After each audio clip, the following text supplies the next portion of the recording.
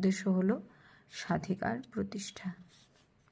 তো এতটুকু অবধি আমরা আজকে একটু আলোচনা করব কি বোঝাতে চাইছেন অন্নদাশঙ্কর রায়। মূলত প্রবন্ধটিতে রেনেসাসের সময়ের একটা বিশেষ ছাপ। রেনেসাস মানে নবজাগরণ, পুনর্জন্ম, কোনো কিছুকে নতুন ধাঁচে ঢেলে আবার সাজানো।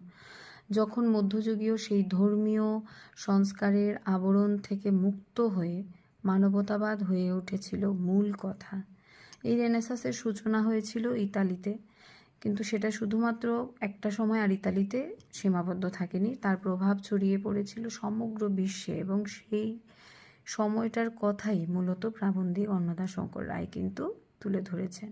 তোমরা অনেক সময় রেনেসাস শব্দটা দেখলে তোমরা একটু বুঝতে পারো না যে আদৌ এটা কি। রেনেসাস শব্দের অর্থ হচ্ছে নবজাগরণ বা পুনর্জন্ম, কোনো কিছুকে ঢেলে আবার নতুন করে সাজানো।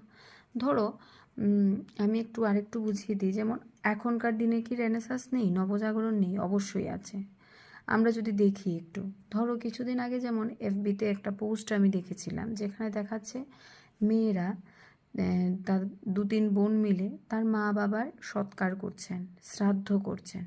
তারা তাদের নিজেদের চুল ফেলে দিয়েছেন সবটা, এবং খুব সুন্দরভাবে সেই মা বাবার শ্রাদ্ধানুষ্ঠান করেছেন। এই যে সমাজের চিরাচরিত চিন্তা ভাবনার বাইরে গিয়ে নতুনভাবে ভাবা, এটাই রেনেসাস, এটাই নবজাগরণ।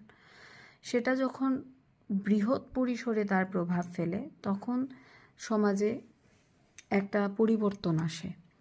একজনের দেখা দেখি সেই ভালো বিষয়গুলো যখন অনেকজনের মাঝখানে ছড়িয়ে পড়ে, সেই বিষয়টাই হচ্ছে রেনেসাস। একটু সহজভাবে বোঝানোর চেষ্টা করলাম, তবে তোমরা যদি না বুঝো আমাকে অবশ্যই কিন্তু কমেন্ট করবে। আবার আমি সেই বিষয়টা নিয়ে প্রয়োজনে আবার আরেকটি ভিডিও করব তোমাদের জন্য।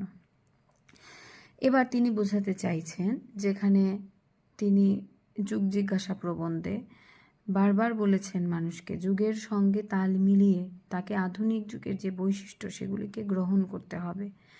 যখন নাকি একটা সময় আমাদের সমাজে মানুষ থেকে সমাজের যে অন্ধ কুসংস্কার সেগুলিকে বড় করে দেখা হতো, নারী শূদ্র কৃতদাস সমাজে আমাদের বিভিন্ন জাতপাতের বিভেদ বিভাজন ছিল, নারীকে অত্যন্ত কঠোর জীবনযাপন ছিল ওদের। আমরা জানি, তোমাদেরকে আমি বলেছি ক্লাসেও, যেখানে সতীদাহ প্রথা ছিল।